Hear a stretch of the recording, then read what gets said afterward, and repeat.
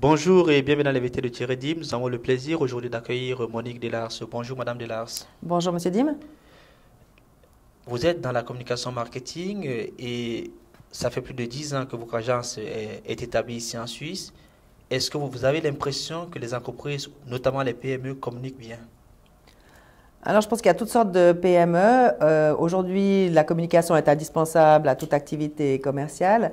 Je ne pense pas qu'il y a de généralité à faire. Il y a des PME qui communiquent très bien, il y a des PME qui mériteraient de communiquer beaucoup mieux. Ce qui est intéressant de voir, c'est que ce n'est pas toujours les entreprises qui ont le plus besoin de communiquer qui se rendent compte. Quelles sont les grandes lacunes en termes de communication de nos PME?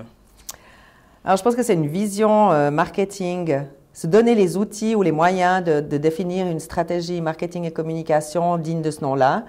N'importe quelle PME a besoin de ça comme une grande entreprise. C'est très important aujourd'hui d'avoir une vision, d'avoir des objectifs, d'avoir clairement identifié ses cibles, de mettre en place un programme progressif. On ne peut pas faire tout en même temps, mais la communication n'est pas une chose magique, la baguette qu'on brandit comme ça et qui fait des miracles. C'est quelque chose qui se construit petit à petit et il faut avoir une vision, bien sûr, à court terme, mais aussi à plus long terme.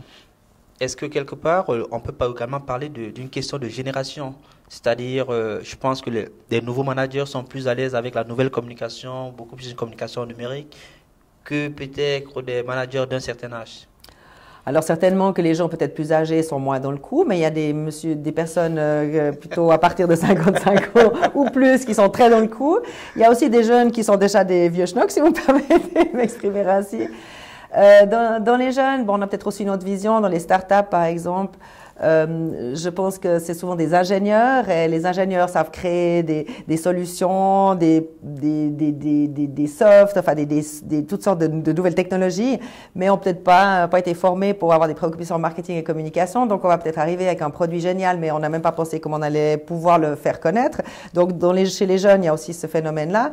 Et puis, chez les gens d'entre deux âges, je pense qu'il va y avoir toutes sortes de choses, mais c'est pas parce qu'on sait manier, s'est tapoté sur son iPhone avec dextérité qu'on est forcément un spécialiste en marketing et communication. Donc, la génération intermédiaire, et puis il va y avoir des gens qui auraient besoin d'aide, mais qui pensent parce qu'ils ont un cousin qui sait faire un site internet, parce qu'ils ont la petite sœur d'une copine qui a fait un logo, avec donc un résultat peut-être discutable. Donc, ces gens-là peuvent être dangereux aussi.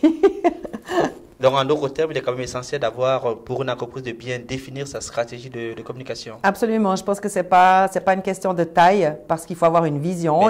Mais c'est aussi une question de budget. C'est une question de budget, mais à petite structure, petit budget, c'est clair que... Peut-être qu'il y a d'autres petites structures qui ne peuvent peut-être pas se permettre ça aussi.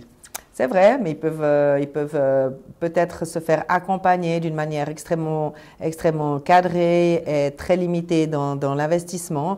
J'ai eu pas mal d'affaires avec des indépendants, parmi d'autres gens avec beaucoup plus grosses structures. Et les indépendants, un coach qui se met à son compte ou ont besoin aussi de documents de base qui sont crédibles et puis peut-être quelques conseils, mais qu'ils peuvent mettre en œuvre eux-mêmes après. Alors, en quelques mots, une petite entreprise qui veut se lancer ou alors qui s'est déjà lancée, quel serait vraiment le conseil idéal en termes de communication pour cette entreprise?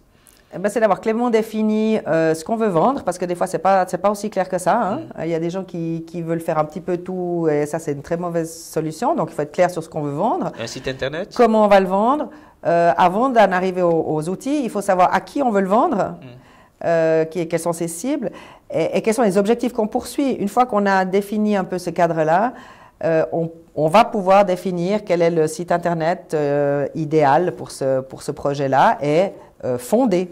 Donc, c'est pas un site Internet, c'est pas si on mettait une grande image parce que c'est beau, ou si on mettait une rubrique, ceci, cela. Non, c'est pas ça. C'est quelles sont les règles de notre propre jeu et des règles découlent des mesures appropriées. Donc, en d'autres termes, on peut prendre le site Internet, on peut prendre une page Facebook, on peut prendre des newsletters. Alors, en général, dans le marketing et les plans de communication, on dit qu'il faut combiner quelques outils. Donc, pour répondre à votre question, je ne vais faire qu'un site Internet, ça va vous mener nulle part, c'est une vitrine. Si vous faites pas aller les gens sur votre site, ça va servir à rien du tout. J'ai l'impression que vous avez de la peine à dégager des bonnes réponses, c'est-à-dire vous voulez toujours ramener le client vers l'agence. Est-ce que c'est ça?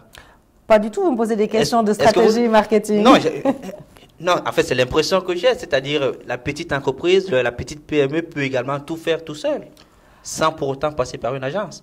D'ailleurs, je sais même pas à quoi elles servent aujourd'hui. Vous me déstabilisez un petit peu votre question, Monsieur Dim. Ce n'était pas mon intention de ramener les choses vers mon agence, mais non, pas à votre agence, mais de manière générale vers les agences. Mais je crois que chaque chose est un métier. Vous êtes journaliste, je ne suis pas capable de faire votre métier. Un ingénieur, je ne suis pas capable de faire son métier. Pourquoi est-ce qu'un journaliste ou un ingénieur saurait faire mon métier ou le métier de mes concurrents? Très belle question. Nous remercions Madame Delars pour ces explications. Quant à vous, nous vous donnons rendez-vous très prochainement avec un nouvel invité. Au revoir.